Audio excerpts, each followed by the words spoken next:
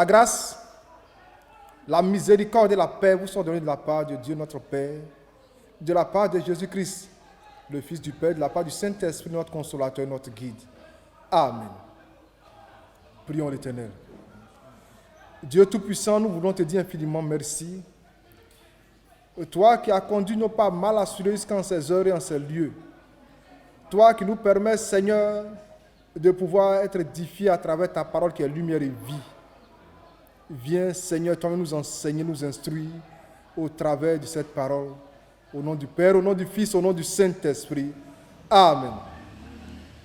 Bien-aimés, en ce jour, je voudrais partager avec vous ce texte tiré des scènes d'écriture du psaume 91. Le psaume 91 qui contient en tout 16 vers que je vais lire. Le psaume 91. Celui qui demeure sous l'abri du Très-Haut repose à l'ombre du Tout-Puissant. Je dis à l'Éternel, mon refuge et ma forteresse, mon Dieu en qui je me confie, car c'est lui qui te délivre du filet de l'oiseleur, de la peste et de ses ravages. Il te couvrira de ses plumes et tu trouveras un refuge sous ses ailes. Sa fidélité est un bouclier et une cuirasse. Tu ne craindras ni les terreurs de la nuit, ni la flèche qui vole de jour, ni la peste qui marche dans les ténèbres, ni la contagion qui frappe en plein midi. Que 1000 tombent à ton côté et 10 000 à ta droite, tu ne seras pas atteint. De tes yeux seulement, tu regarderas et tu verras la rétribution des méchants, car tu es mon refuge, ô Éternel. Tu fais du Très-Haut ta retraite. Aucun malheur ne t'arrivera, aucun fléau n'approchera de ta tente, car il ordonnera à ses anges de te garder dans toutes tes voies. Ils te porteront sur les mains, de peur que ton pied ne heurte contre une pierre. Tu marcheras sur le lion et sur l'aspic. Tu fouleras le lionceau et le dragon. Puisqu'il m'aime, je le délivrerai, je le protégerai, puisqu'il connaît mon nom. Il m'invoquera et je lui répondrai. Je serai avec lui dans la détresse. Je le délivrerai et je le glorifierai. Je le rassasierai de longs jours et je lui ferai voir mon salut. Amen. Bien-aimés, le thème tiré de ce texte que nous venons de lire est ainsi libellé « La divine protection » que nous trouvons dans Psaume 91, vers 1 qui dit ceci. « Celui qui demeure sous l'abri du Très-Haut repose à l'ombre du Tout-Puissant. » La divine protection. Mon frère, ma soeur, ce psaume qui est écrit par David est en train de nous mettre en assurance, nous rassurer par des paroles d'assurance. Pour nous dire que, quelle que soit la situation que tu vis, quand tu es sous la protection, quand tu es avec Dieu, quand la main de Dieu est avec toi, quelles que soient les intempéries, tu as toujours sa faveur. Tu es comme sous sa couverture. Oui, mon frère, ma soeur, il y a beaucoup de difficultés, mais toi, sous quelle protection te trouves-tu? C'est un repos, bien plus une consolation pour nous qui avons le cœur brisé, et bien plus aussi une paix pour notre conscience, une satisfaction pour nous qui sommes dans les souffrances, dans les difficultés. Mon frère, ma soeur, ce psaume vient pour te rassurer, ce psaume vient pour te mettre en confiance avec ton Dieu, en harmonie parfaite avec ton Dieu, avec qui tu as été, avec qui tu es, avec qui tu resteras toujours. Ce psaume encore nous permet encore de nous poser la question. Sous l'abri de qui est-ce que nous sommes, mon frère, ma soeur? Toi qui m'écoutes en ce jour, sous l'abri de qui tu es? Sous la protection de qui est-ce que tu te mets? Lorsque tu es en difficulté, lorsque tu as une souffrance, lorsque tu as un problème, vers qui vas-tu chercher la solution? Dieu est l'ultime et l'unique solution à tous nos problèmes. David, avant d'être roi, était berger. Il a été poursuivi par Saül pour être tué. Mais il a été protégé par Dieu jusqu'à ce que le moment opportun arrive pour qu'il monte sur le trône. Et c'est ce David-là qui te dit encore aujourd'hui que celui qui demeure sous l'abri du Très-Haut repose à l'ombre du Tout-Puissant. Mon frère, tu reposes sous l'abri de qui? Si tu n'es pas sous l'abri du Très-Haut, tu ne pourras pas être sous son ombre. Il ne pourra pas te protéger. Mon frère, tu ne pourras pas reposer sur son ombre. Et son ombre, quand il te protège de son ombre, tu es infaillible. Oui, en ce moment où le monde entier est en proie à des difficultés, à des pandémies, partout, par-ci et par-là, des tremblements de terre, parce que ceux qui meurent ne sont pas des chrétiens. Mais mon frère, ma soeur, laisse-moi te dire, si tu es sous sa divine protection, tu vas toujours être à l'abri de tout danger. Quelles que soient les intempéries, tu seras toujours dans le creux de ses mains. Aujourd'hui encore, en cette année 2020, nous sommes en proie à cette pandémie appelée Covid-19. Les grands chercheurs de ce monde, les grands médecins de ce monde ont compté sur leurs connaissances, ont compté sur leurs diplômes, ont compté sur leur agrégation, ont compté sur leur expérience dans les recherches. Mais en vain, aucun remède n'a été trouvé. En vain, aucun remède n'a été trouvé. Et comme il est dit dans l'évangile, est-ce que quelque chose de bon peut venir de Nazareth? Oui, où on ne pensait même pas. Où on ne pensait même pas. Et c'est dans l'Afrique. L'Afrique était abandonnée. L'Afrique, on ne croyait pas même un continent où on pouvait trouver quelque chose de bon. C'est de cette Afrique-là qu'est sorti le remède par rapport à ce Covid-19. Mon frère, ma soeur, bien-aimé en Christ, Dieu est la solution à ton problème. Dieu est le remède qu'il faut pour te sortir de ta situation actuelle, pour te sortir de la difficulté actuelle. Chrétiens que nous sommes, en qui est-ce que nous mettons notre confiance? Sommes-nous chrétiens seulement les dimanches et les autres jours? Sommes-nous autre chose? Aujourd'hui encore, mon frère, le verset 10 de Psaume 91, il dit ceci: aucun malheur ne t'arrivera, aucun fleuron n'approchera ta tente, car il ordonnera à ses anges de te garder dans toutes ses voies. Bien-aimé, les anges de Dieu te garderont dans toutes ses voies, parce que Jésus-Christ nous a promis ceci, il dit: je serai avec vous jusqu'à la fin des temps. Quels que soient les obstacles, Jésus-Christ est avec nous. Quelles que soient les difficultés, Jésus-Christ est avec nous.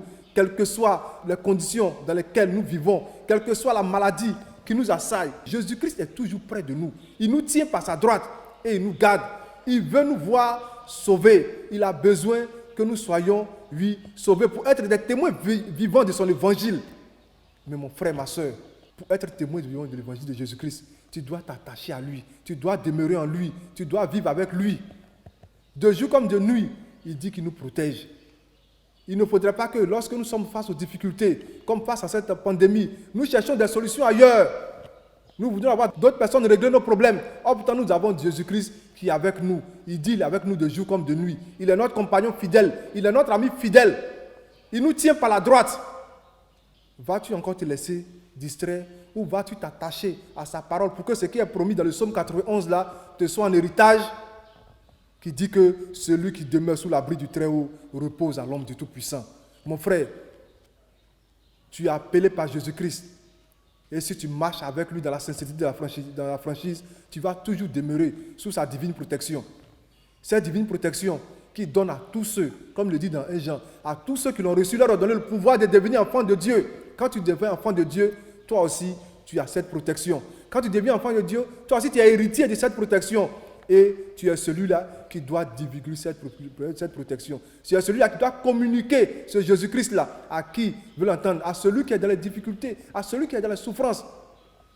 Aujourd'hui, le monde est en proie à tellement de problèmes que tout le monde veut se faire voir. Tout le monde veut être riche. Tout le monde veut avoir de l'argent. Tout le monde veut avoir de grosses voitures.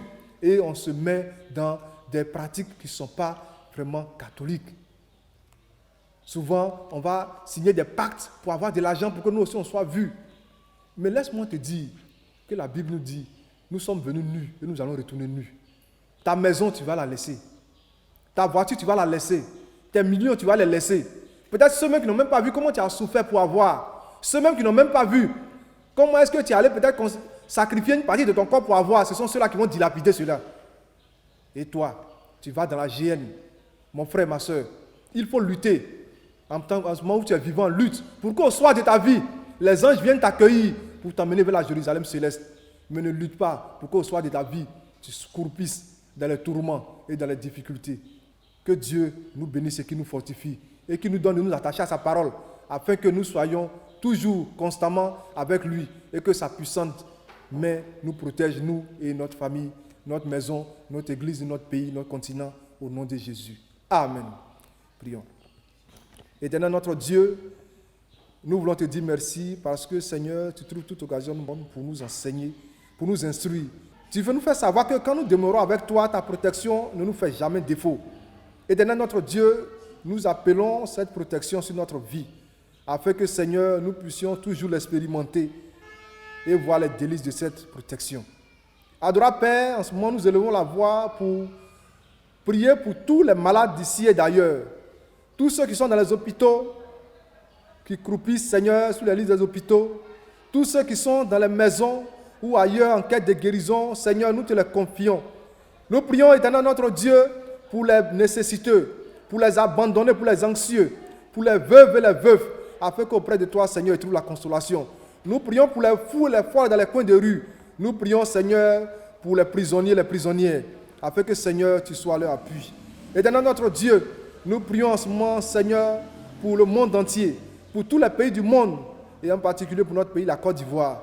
Seigneur, garde le pays du monde. Seigneur, envoie tes anges combattants se porter aux 4 points cardinaux de chacun de nos pays, afin que, Seigneur, tout vent de guerre, tout vent, Seigneur, qui va mener, Seigneur, les troupes dans les pays, Seigneur, soit, Seigneur, anéanti dans le nom de Jésus-Christ.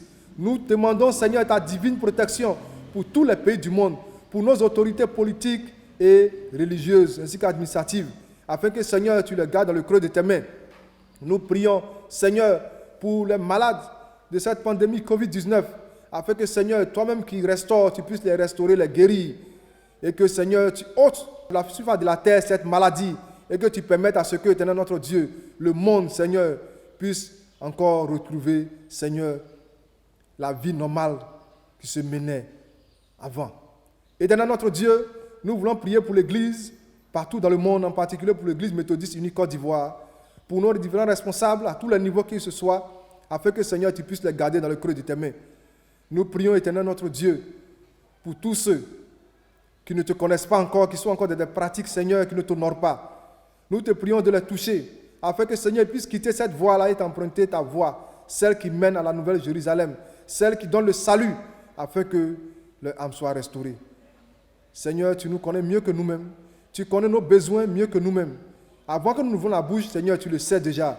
C'est pour ça, Seigneur, nous te prions, afin que les besoins que nous n'avons pas pu, Seigneur, énumérer, nommer, que toi qui les connais, Seigneur, tu puisses les réaliser pour notre épanouissement. Viens, reste avec nous, demeure avec nous. Au nom du Père, au nom du Fils, au nom du Saint-Esprit. Amen. Bien-aimés, nous avons été enseignés sur ce thème, la divine protection, tiré de Psaume 91, verset 1, qui dit ceci. Celui qui demeure sous l'abri du Très-Haut repose à l'ombre du Tout-Puissant. Demeurons toujours sous son abri, afin que, sous son ombre, nous puissions nous reposer et que notre vie soit meilleure et agréable. Amen. De Dieu recevons la bénédiction. Que l'amour de Dieu le Père, la consolation du Saint-Esprit reste et demeure avec vous. Bien-aimés, recevez de Dieu la bénédiction. Cette bénédiction qui ne donne pas comme les hommes la donnent, mais qui vient, qui est divine, reste et demeure avec vous dans vos cœurs, dans vos entreprises, dans vos maisons, dans vos familles. Restez en paix en Jésus-Christ. Amen.